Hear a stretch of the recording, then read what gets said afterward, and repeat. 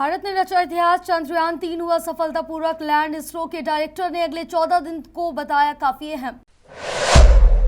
YouTube पर चंद्रयान-3 की live streaming कर इसरो ने तोड़ा रिकॉर्ड। विश्व में सबसे अधिक देखा जाने वाला इवेंट बना। 2024 से लागू होगा नया नियम। अब साल में 2 बार होंगे 10वीं और 12वीं के बोर्ड एग्जाम। मिजोरम में अंडर कंस्ट्रक्शन रेलवे पुल गिरा। पुल के गिरने से 17 लोगों की मौत। जोहान्सबर्ग में 15वीं ब्रिक्स समिट। पीएम मोदी बोले ब्रिक्स के विस्तार का समर्थन करेंगे।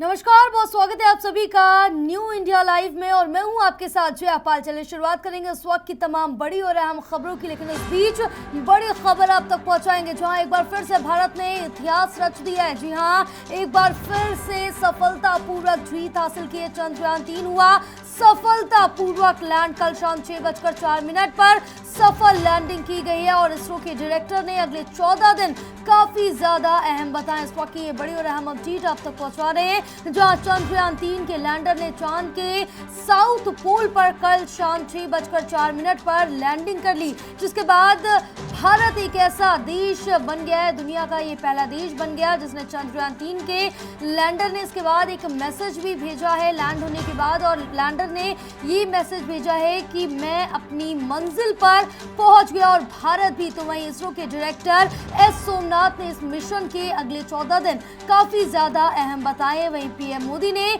साउथ अफ्रीका से देशवासियों को अहम बधाई देते हुए ये कहा अब चंदा मामा दूर के नहीं। और ये खबर काफी अहम इसलिए भी मानी जा रही है क्योंकि आपको बता दें कि चंद्रमा के जो पोलर रीजन है उसके दूसरे रीजन से काफी अलग बताया जा रहा है। काफी ज्यादा दोनों में डिफरेंसेस हैं। काफी अगर बात की जाए वातावरण की, इन्वायरमेंट की, तो उसमें भी काफी ज्यादा डिफरेंसेस है। और यहाँ पर कई इलाके ऐसे हैं जहाँ सूरज की रोशनी नहीं पहुँचती है, यानी कि वहाँ सिर्फ अंधेरा रहता है और तापमान -200 डिग्री सेल्सियस तक भी चला जाता है। और ऐसे में वैज्ञानिकों का अनुमान है कि यहाँ बर्फ के फॉर्म में भी अभी भी पानी मौजूद हो सकता है। तो वहीं 2008 के चंद्रयान-1 मिशन ने चंद्रमा की सतह पर पानी की मौजूदगी का भी संकेत दिया था। तो ये अहम अपडेट आप तक पहुंचा रहे हैं जहां आपको बता दें कि कल चंद्रयान-3 की सफल लैंडिंग हो गई, जिसके बाद देश और दुनिया भर में तमाम जो चर्चाएं हैं वो भी लगातार देखने को मिल रही है। अलग अलग तरह के जो रिएक्शंस हैं वो भी सामने आ रहे हैं, चाहे हम बात करें अन्य नेताओं मंत्रियों की या फिर आम लोगों की, तो सभी के रिएक्शंस देखने को मिल रहे हैं और सभी इस पर धन्यवाद करते हुए अपने आप को गौरवान्वित महसूस करते हुए साफ तौर से नजर आ रहे हैं। फिलहाल आगे बढ़ेंगे और आपको बता दें कि भारत ने एक बार फिर से ये इतिहास रच दिया जहां भारत के चंद्रयान-3 ने बुधवार को चांद पर सफल लैंडिंग की। इसी के साथ भारत चंद्रमा के दक्षिणी ध्रुव पर पहुंचने वाला विश्व का पहला देश बन गया। वहीं इसरो की लाइव स्ट्रीमिंग लिंक ने भी YouTube पर इतिहास रच दिया।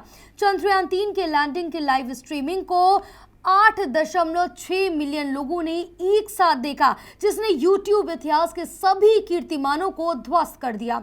YouTube पर अब तक ब्राजील बनाम द कोरिया के फुटबॉल मैच की लाइव स्ट्रीमिंग सबसे अधिक मानी जा रही थी, जिसका आंकड़ा था 6.15 मिलियन, जो कि एक साथ लोगों ने देखा था ये लाइव स्ट्रीमिंग पर। अब आपको बता दें कि बुधवार को चंद्रयान-3 की ये लाइव स्ट्रीमिंग ने पटकनी दे दी है इसको। और वहीं तीसरे नंबर पर ब्राजील बनाम क्रोएशिया का फुटबॉल मैच है, जिसे 5.2 मिलियन लोगों ने एक साथ देखा था। इसरो के आधिकारिक YouTube चैनल पर भी चंद्रयान-3 की लैंडिंग से पहले सब्सक्राइबर की जो संख्या थी वो 2.68 मिलियन यानी कि करीब 26 लाख थी, जो कि अब सफल लैंडिंग के बाद 35 लाख हो गई है। लैंडिंग का लाइव प्रसारण करीब 1 घंटे 11 मिनट तक चला और महज 1 घंटे में इसरो के 9 लाख सब्सक्राइबर्स बढ़ गए। और इसरो के लाइव प्रसारण को सब्सक्राइबर से 3 गुना अधिक लोगों ने देखा। यानी कि जितने सब्सक्राइबर्स थे उससे ज्यादा जो लोग हैं वो देख रहे थे लाइव स्ट्रीमिंग पर। ये पूरा जो चंद्रयान मिशन था उसको लाइव स्ट्रीमिंग पर देख रहे थे, यानी कि तिगुनी संख्या थी लोगों की सब्सक्राइबर से। अब एक साथ इसरो की यूट्यूब चैनल पर 2.68 मिलियन सब्सक्राइबर है, जिसमें 9 मिनट के अंदर चैनल से 2.9 मिलियन लोग जुड़े हैं। तो वहीं 13 मिनट में 3.3 मिलियन लोग लाइव प्रसारण देखने जुड़े। और 17वें मिनट की बात करें तो 17वें मिनट में लगभग 40 लाख लोग लाइव जुड़ गए। जी हाँ, और 31 मिनट में इसरो के यूट्यूब चैनल पर 5.3 मिलियन यानी कि 53 लाख से ज्यादा लोग लाइव जुड़ गए। और 45 मिनट के बाद 66 लाख लोग लाइव प्रसारण देख रहे थे।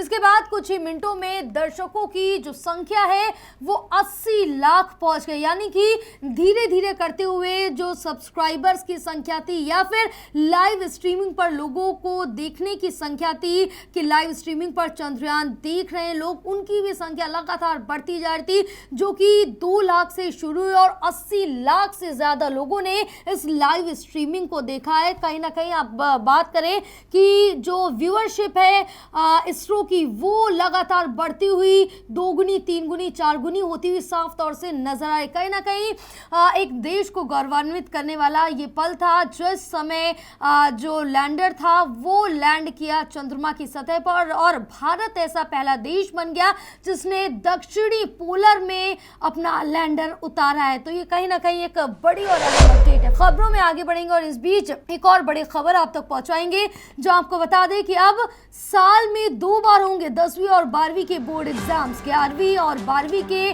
जो स्टूडेंट्स हैं अब 2 भाषाएं सीख सकेंगे।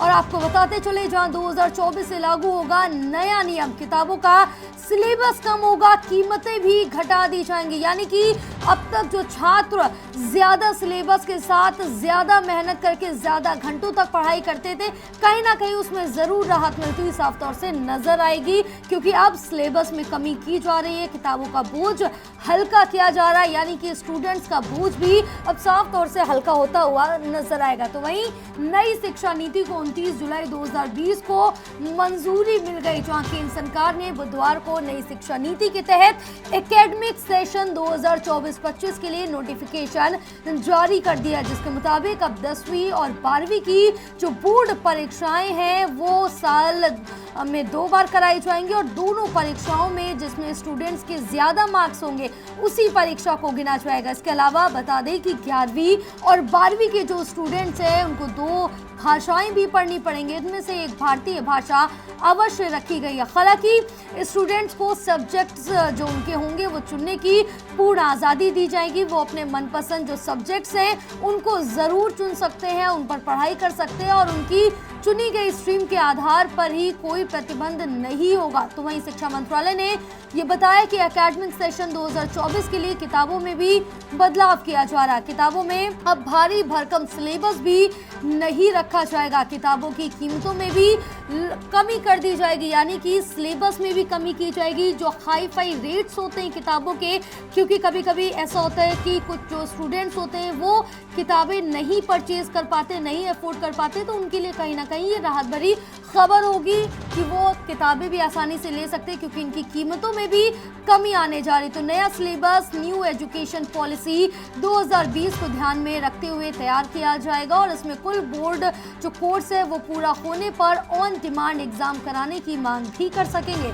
इन बदलावों के पीछे का जो उद्देश्य है वो स्टूडेंट्स को महीनों तक बोर्ड परीक्षाओं की तैयारी करने के मुकाबले उनकी समझ और उपलब्धि का आकलन करना। फिलहाल आगे बढ़ेंगे और इस बीच एक मिजोरम से बड़ी खबर आप तक पहुंचा रहे हैं, जहां आपको बता दें कि मिजोरम में निर्माणाधीन रेलवे पुल गिरा है, और पुल गिरने से 17 मजदूरों की मौत हो गई। तो वहीं अधिकारियों के हवाले से बताया गया कि राजधानी आइजोल से 20 किलोमीटर दूर सायरंग में ये बड़ा हादसा हुआ। घटना के दौरान 35 से 40 मजदूर पुल पर मौजूद थे, और यह पुल बैराबी को सायरंग से जोड़ने वाली कुरुंग नदी पर बना हुआ। साथ ही आपको बता दें कि नॉर्थ ईस्ट फ्रंटियर रेलवे के CPRO सब्यसाची डे ने बताया कि रेलवे की ओर से जो रेस्क्यू टीमें हैं घटनास्थल पर भेजी गई हैं और मौके पर मौजूद जो पुलिस अधिकारी है उनकी तरफ से ये सूचना दी गई और बताया गया कि 17 मजदूरों के जो शव है वो बाहर निकाल लिए गए और पुल में कुल आपको बता दें कि चार पिलर हैं और जिसमें से तीसरा और चौथा जो पिलर था उसके बीच में एक गार्डर बना हुआ था जो टूट कर गिर गया, जिसके बाद सभी मजदूर इसी गार्डर पर काम कर रहे थे और वो जमीन पर आ गए। जमीन से पुल की जो ऊंचाई है वो लगभग 104 किलोमीटर यानी कि 341 फीट बताई जा रही है, यानी कि पुल की जो ऊंचाई है कुतुब मीनार से भी ज्यादा बताई जा रही। फिलहाल प्रधानमंत्री नरेंद्र मोदी और रेल मंत्री अश्वनी वैष्णव ने घटना पर दुख जताते हुए मृतकों के परिजनों के लिए मुआवजे की घोषणा की है। प्रधानमंत्री कार्यालय PMO की तरफ से भी पीड़ित परिजनों को 2 लाख रुपए और रेलवे की तरफ से 10 लाख रुपए देने की घोषणा की गई और इसके अलावा PMO की तरफ से घायलों को 50,000 रुपए दिए जाएंगे। वहीं रेलवे ने गंभीर घायलों को 2 लाख रुपए और मामूली रूप से घायल लोगों को 50,000 रुपए मुआवजा देने की ये घोषणा कर दी। यानी कि ये बड़ा हादसा था, किसकी लापरवाही थी इसकी भी जांच की जाएगी। फिलहाल अभी घायलों का इलाज अस्पताल में चल रहा है। साउथ अफ्रीका के जोहान्सबर्ग में 15वीं ब्रिक्स समिट शुरू हो गई है। ब्रिक्स देशों के नेता लावरोव सैंटन कन्वेंशन सेंटर में हाथ पकड़कर तस्वीरें खिंचाते हुए भी नजर आए। इस दौरान एक खट्टर ने हर किसी का ध्यान खींचा। जी हाँ, ग्रुप फोटो सेशन के दौरान हर लीडर के खड़े होने की जगह तय थी। तो वहीं मोदी जी जब साउथ अफ्रीका प्रेसिडेंट के साथ मंच पर पहुंचे तो उन्हें तिरंगा जमीन पर दिखा। प्रधानमंत्री ने फौरन राष्ट्रीय ध्वज उठाया और सलीके से जैकेट की जेब में रख लिया। दूसरी तरफ साउथ अफ्रीकी प्रेसिडेंट ने भी अपने देश का फ्लैग उठाया, लेकिन यह स्टाफ को सौंप दिया। इस अफसर ने मोदी से भी तिरंगा देने की गुजारिश की, लेकिन प्रधानमंत्री नरेंद्र मोदी ने उन्हें नम्रता के साथ इनकार कर दिया। बहरहाल PM मोदी ने इस दौरान अपना एक भाषण भी दिया और उस दौरान काफी कुछ कहा और उन्होंने बताया कि ब्रिक्स देशों को मिलकर ये कोशिश करनी चाहिए कि अफ्रीकी यूनियन को भी G20 में शामिल किया जाए। हम चाहते हैं कि ब्रिक्स का विस्तार किया जाए, इसमें और देशों को शामिल किया जाए। ट्रेडिशनल मेडिसिन के क्षेत्र में बिग कैट अलायंस बनाने की जरूरत है और इस बात की खुशी है कि ग्लोबल साउथ के देशों को ब्रिक्स में अहमियत दी जा रही है। इसका श्रेय साउथ अफ्रीका को है और G20 में भी हम ग्लोबल साउथ को अहमियत देना चाहते हैं। 2016 में हमने सभी को साथ लेकर चलने का सुझाव दिया था। हम सभी ब्रिक्स पार्टनर के साथ मिलकर सार्थक योगदान देते रहेंगे। तो वहीं दूसरी तरफ साउथ अफ्रीका के प्रेसिडेंट सिरिल रामाफोसा ने समिट के दौरान मोदी से कहा कि हम भारत को और चीता देना चाहते हैं। क्या आपको इनकी और जरूरत है? क्योंकि आप इस वक्त उस देश में हैं जिसे होम ऑफ चीता यानी चीतों का घर कहा जाता है। तो आपको बता दें कि चंद्रयान 3 मिशन में आपकी कामयाबी को लेकर भी हम मिलकर एंजॉय करेंगे, ये भी अफसर कहते हुए साफ तौर से नजर आए, क्योंकि कल चंद्रयान 3 लॉन्च हो चुका है, इसकी बधाई भी दी गई है। हिमाचल से हम अपडेट आप तक पहुंचवाएंगे, जहां हिमाचल प्रदेश के मंडी जिले में 2 जगहों पर बादल फटने की जो घटनाएं हैं वो सामने आई। इसमें एक व्यक्ति की मौत हो गई जबकि स्कूल की एक बिल्डिंग नाले में बह गई। भारी बारिश की वजह से चंडीगढ़ शिमला और चंडीगढ़ मनाली हाईवे सहित 700 से ज्यादा सड़कें बंद कर दी गई। उत्तराखंड के उधम सिंह नगर में SDRF ने 60 लोगों का रेस्क्यू किया और बता दें कि 23 अगस्त तक देश में 597 मिलीमीटर बारिश होनी थी, लेकिन जो बारिश हुई है वो 643 मिलीमीटर हुई है। ये सामान्य से 7% ज्यादा बताई जा रही है और उत्तर पश्चिम भारत में सामान्य से 8% अधिक बारिश हुई है। तो वहीं दक्षिण भारत, मध्य भारत और पूर्वी और पूर्वोत्तर राज्यों में सामान्य से कम बारिश हुई है। मौसम विभाग ने आज हिमाचल, उत्तराखंड, उत्तर प्रदेश, बिहार समेत 14 राज्यों में भारी बारिश का अलर्ट भी जारी कर दिया। आगे बढ़ेंगे, इस बीच एक और अहम अपडेट जम्मू कश्मीर से, जहां आर्टिकल 370 हटाने के फैसले को लेकर चुनौती देने वाली 23 याचिकाओं पर कल सुनवाई हुई और इस दौरान केंद्र ने सुप्रीम कोर्ट को बताया कि उसका नॉर्थ ईस्ट राज्यों को मिले स्पेशल स्टेटस को खत्म करने का कोई इरादा नहीं है। केंद्र की तरफ से सॉलिसिटर जनरल तुषार मेहता ने वकील मनीष तिवारी की दलीलों के जवाब में यह बात कही। दरअसल तिवारी ने कहा था कि जम्मू कश्मीर पर लागू संविधान के भाग 21 में निहित प्रावधानों के अलावा नॉर्थ ईस्ट को नियंत्रित करने वाले अन्य विशेष प्रावधान भी है। सुप्रीम कोर्ट ने कहा, जब केंद्र ने ये कहा है कि उसका ऐसा कोई भी इरादा नहीं है तो हमें संदेह नहीं करना चाहिए। हम ये संदेह क्यों कर रहे हैं? क्योंकि CJI DY Chandrachud, justice Sanjay Kishan Kaul, justice Sanjiv Khanna, justice BR Gavai और जस्टिस सूर्यकांत की बेंच इस मामले में सुनवाई कर रही है। और आपको बता दें कि 90 दिन की सुनवाई के दौरान क्या कुछ बड़ी बातें रही हैं वो भी बताते चले। जहां केंद्र सरकार ने बुधवार को सुप्रीम कोर्ट में कहा कि देश के नॉर्थ ईस्ट राज्यों में लागू संविधान के विशेष प्रावधानों के साथ छेड़छाड़ करने का उसका कोई इरादा नहीं है। दूसरी तरफ कहा कि केंद्र सरकार की ओर से पेश हुए एसजी मेहता ने आर्टिकल 370 को निरस्त करने के कदम को उचित ठहराया। तुषार मेहता ने कहा कि आर्टिकल 370 एक स्थायी प्रावधान था। हमें आर्टिकल 370 जैसे अस्थायी प्रावधान और नॉर्थ ईस्ट पर लागू होने वाले विशेष प्रावधानों के बीच अंतर को समझना चाहिए। केंद्र सरकार का विशेष प्रावधानों को छूने का कोई इरादा नहीं। हम जानते हैं कि इसके गंभीर परिणाम होंगे। चौथी बड़ी बात यह हुई कि जहां मनीष तिवारी के तर्क पर चीफ जस्टिस ने कहा कि हमें आशंकाओं में क्यों जाना चाहिए, जब केंद्र ने कहा है कि उसका ऐसा कोई इरादा नहीं है तो हमें संदेह क्यों। फिलहाल आगे बढ़ेंगे और आरबीआई से जुड़ी एक अहम अपडेट आप तक पहुंचाएंगे। और भारतीय रिजर्व बैंक के गवर्नर शक्तिकांत दास ने सितंबर में सब्जियों के दाम में गिरावट आने की ये बात कही। शक्तिकांत दास ने कहा कि भारत में सब्जियों की कीमतों में कमी देखने को मिल रही है। सितंबर तक इसमें और गिरावट आने की भी संभावना है। बता दें कि सब्जियों और अनाजों की बढ़ती कीमतों के कारण जुलाई में खुदरा मुद्रास्फीति बढ़कर 7.44% हो गई, जो 15 महीनों में सबसे अधिक है। उन्होंने कहा कि केंद्रीय बैंक ये सुनिश्चित करने के लिए सतर्क है कि मुद्रास्फीति लगातार बनी ना रहे और सभी क्षेत्रों में सामान्य हो जाए। शक्तिकांत दास ने कहा कि बार बार खाद्य कीमतों में झटके लगने की घटनाएं स्थिर मुद्रास्फीति के उम्मीदवारों को बनाए रखने के लिए जोखिम पैदा करती है, जिस पर हम सितंबर 2022 से काम कर रहे हैं। केंद्रीय बैंक प्रमुख ने दोहराया कि आरबीआई का कोई विशेष लक्ष्य नहीं है, लेकिन वो किसी भी डॉलर के बहिर्गम से निपटने के लिए अपने विदेशी मुद्रा भंडार का निर्माण जारी रखेगा।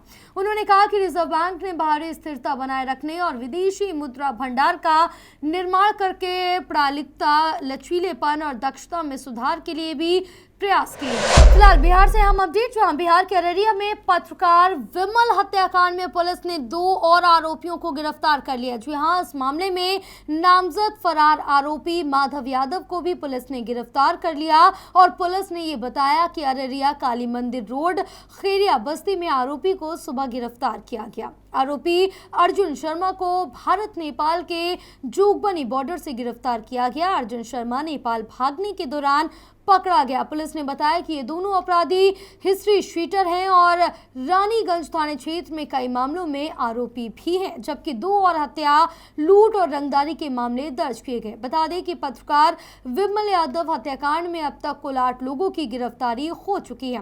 गौरतलब है कि एक हिंदी दैनिक के लिए काम करने वाले विमल यादव की शुक्रवार को प्रेमनगर गांव स्थित उनके आवास पर हत्या कर दी गई। पुलिस ने बताया कि आरोपियों ने सुबह करीब 5:30 बजे यादव के घर पर दस्तक दी और यादव ने जैसे ही दरवाजा खोला उन पर गोलियां चला दी गई।